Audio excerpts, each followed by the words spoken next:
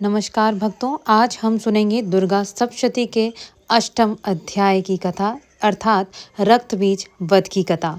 मैं अणिमा आदि सिद्धमयी किरणों से आवृत भवानी का ध्यान करती हूँ। उनके शरीर का रंग लाल है, नेत्रों में करुणा लहरा रही है तथा हाथों में पाश, अंकुश, बाण और धनुष शोभा पाते हैं। ऋषि कहते हैं, चंड और मुंड नामक दैत्यों के मारे जाने तथा बहुत सी सेना का संहार हो जाने पर दैत्यों के राजा प्रतापी शुंभ के मन में बड़ा क्रोध हुआ और उसने दैत्यों की संपूर्ण सेना को युद्ध के लिए कूच करने की आज्ञा दी। वह बोला, आज उधायुत नाम के 86 दैत्य सेनापति अपनी सेनाओं के साथ युद्ध के लिए प्रस्थान करें। कंबू नाम वाले दैत्यों के 84 सेना नायक अपनी वाहनी से घिरे हुए यात्रा करें। 50 कोटि वीर्य कुल के और 100 धौम्र कुल के असुर सेनापति मेरी आज्ञा से सेना सहित कूच करें। कालक, दौहर्द, मौर्य और काल के असुर भी युद्ध के लिए तैयार हों, मेरी आज्ञा से तुरंत प्रस्थान करें। भयानक शासन करने वाला असुरराज शुंभ इस प्रकार आज्ञा दे सहस्त्रों बड़ी बड़ी सेनाओं के साथ युद्ध के लिए प्रस्थित हुआ। उसकी अत्यंत भयंकर सेना आती देख चंडिका ने अपने धनुष की टंकार से पृथ्वी और आकाश के बीच का भाग गूंजा दिया। राजन, तदंतर देवी के सिंह ने भी बड़े जोर जोर से दहाड़ना आरंभ किया। फिर अंबिका ने घंटे के शब्द से उस ध्वनि को और भी बढ़ा दिया। धनुष की टंकार, सिंह की दहाड़ और घंटे की ध्वनि से संपूर्ण दिशाएं गूंज उठी।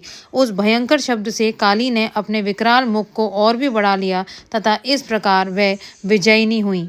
उस तुमुलनाद को सुनकर दैत्यों की सेनाओं ने चारों ओर से आकर चंडिका देवी, सिंह तथा कालिका देवी को क्रोधपूर्वक घेर लिया। राजन, इसी बीच में असुरों के विनाश तथा देवताओं के अभ्युदय के लिए ब्रह्मा, शिव, कार्तिकेय, विष्णु तथा इंद्र आदि देवी की शक्तियां जो अत्यंत पराक्रम और बल से संपन्न थी, उनके शरीरों से निकलकर उन्हीं के रूप में चंडिका देवी के पास गईं।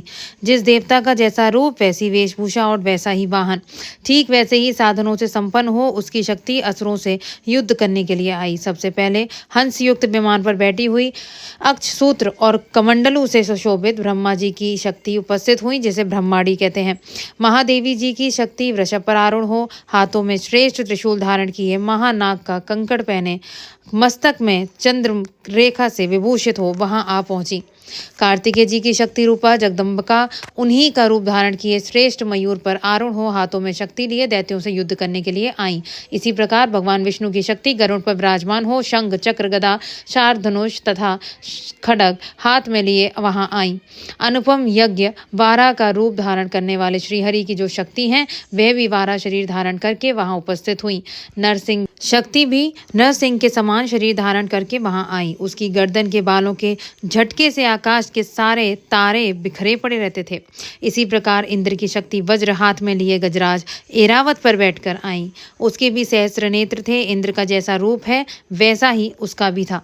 तदंतर उन देव शक्तियों से घिरे हुए महादेव जी ने चंडिका से कहा, मेरी प्रसन्नता के लिए तुम शीघ्र ही इन असुरों का संहार करो। तब देवी के शरीर से अत्यंत भयानक और परम उग्र चंडिका शक्ति प्रकट हुई, जो सैकड़ों गीदड़ियों की भांति आवाज करने लगी थी। उस अपराजिता देवी ने धूमिल जटा वाले महादेव जी से कहा, भगवान, आप शुंभ निशुंभ के पास दूत बनकर जाइए और उन अत्यंत गर्वीले दानव शुंभ एवं निशुंभ दोनों से कहिए, साथ ही उनके अतिरिक्त भी जो दानव युद्ध के लिए वहां उपस्थित हों, उन्हें भी यह संदेश दीजिए, दैत्यों, यदि तुम जीवित रहना चाहते हो तो पाताल को लौट जाओ। इंद्र को त्रिलोकी का राज्य मिल जाए और देवता यज्ञ भाग का उपभोग करें। यदि बल के घमंड में आकर तुम युद्ध की अभिलाषा रखते हो तो आओ, मेरी शिवाएं तुम्हारे कच्चे मांस से तृप्त हों। चूंकि उस देवी ने भगवान शिव को दूत के कार्य में नियुक्त किया था, इसलिए वह शिवदूती के नाम से संसार में विख्यात हुई। वे महादैत्य भी भगवान शिव के मुंह से देवी के वचन सुनकर क्रोध में भर गए और जहां कात्यायनी विराजमान थी उस ओर बढ़े। तदंतर वे दैत्य अमर्ष में भरकर पहले ही देवी के ऊपर बाण, शक्ति और रिष्टि आदि अस्त्रों की वृष्टि करने लगे।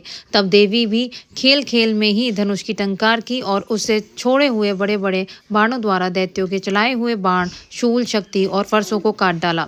फिर काली उनके आगे होकर शत्रुओं को शूल के प्रहार से विदीर्ण करने लगी और खटवांग से उनका कमचूर निकालती हुई रणभूमि में विचरने लगी। ब्रह्माणी भी जिस जिस ओर दौड़ती उसी ओर अपने कमंडलू का जल छिड़क कर शत्रुओं के ओज और पराक्रम को नष्ट कर देती थी। माहेश्वरी ने त्रिशूल से तथा वैष्णवी ने चक्र से अत्यंत क्रोध में भरी हुई कुमार कार्तिकेय की शक्ति ने शक्ति से दैत्यों का संहार आरंभ किया। इंद्र शक्ति के वज्र प्रहार से विदीर्ण हो सैकड़ों दैत्य दानव रक्त की धारा बहाते हुए पृथ्वी पर सो गए। वाराही शक्ति ने कितनों को अपनी थूथन की मार से नष्ट किया, दाढ़ों के अग्रभाग से कितनों की छाती छेद डाली तथा कितने ही दैत्य उसके चक्र की चोट से विदीर्ण होकर गिर पड़े। नारसिंगी भी दूसरे दूसरे महादैत्यों को अपने नखों से विदीर्ण करके खाती और सिंहनाद से दिशाओं एवं आकाश को गुंजाती हुई युद्ध क्षेत्र में विचरने लगी। कितने ही असुर शिवदूती के प्रचंड अट्टहास से अत्यंत भयभीत हो पृथ्वी पर गिर पड़े और गिरने पर उन्हें शिवदूती ने उस समय अपना ग्रास बना लिया। इस प्रकार क्रोध में भरे हुए मातृगणों को नाना प्रकार के उपयोग से बड़े बड़े असुरों का मर्दन करते देख दैत्य सैनिक भाग खड़े हुए। मातृगणों से पीड़ित दैत्यों को युद्ध से भागते देख रक्तबीज नामक महादैत्य क्रोध में भरकर युद्ध करने के लिए आया। उसके शरीर से जब रक्त की बूंद पृथ्वी पर गिरती तब उसी के समान शक्तिशाली एक दूसरा महादैत्य पृथ्वी पर पैदा हो जाता। महासुर रक्तबीज हाथों में गदा लेकर इंद्र शक्ति के साथ युद्ध करने लगा।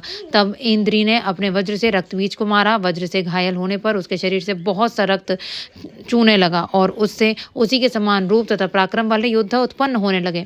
उसके शरीर से रक्त की जितनी बूंदें गिरी उतने ही पुरुष उत्पन्न हो गए। वे सब रक्तबीज के समान ही वीर्यवान, बलवान और पराक्रमी थे। वे रक्त से उत्पन्न होने वाले पुरुष भी अत्यंत भयंकर अस्त्र शस्त्रों का प्रहार करते हुए वहां मातृगणों के साथ घोर युद्ध करने लगे। पुनः वज्र के प्रहार से जब उसका मस्तक घायल हुआ तब रक्त बहने लगा और उससे हजारों पुरुष उत्पन्न हो गए।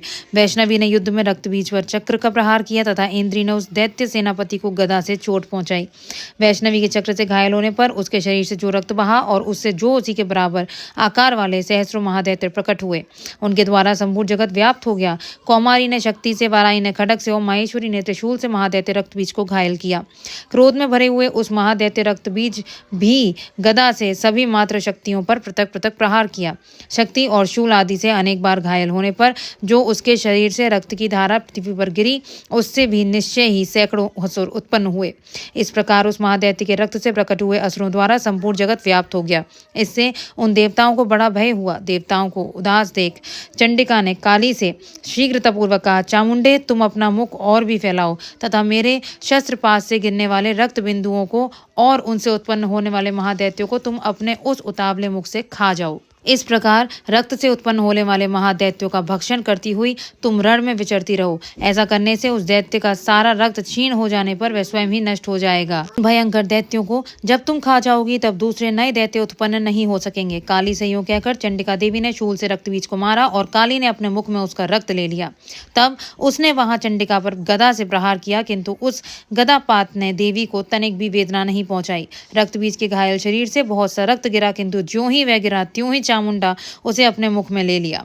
रक्त गिरने से कालिका के मुख में जो महादैत्य उत्पन्न हुए उन्होंने भी वह चट कर गईं और उसने रक्त बीज का रक्त भी पी लिया। तदंतर देवी ने रक्त बीज को, जिसका रक्त चामुंडा ने पी लिया था, वज्र, बाण, खड्ग तथा रिष्टि आदि से मार डाला। राजन, इस प्रकार शस्त्रों के समुदाय से आहत एवं रक्तहीन हुआ महादैत्य रक्त बीज पृथ्वी पर गिर पड़ा।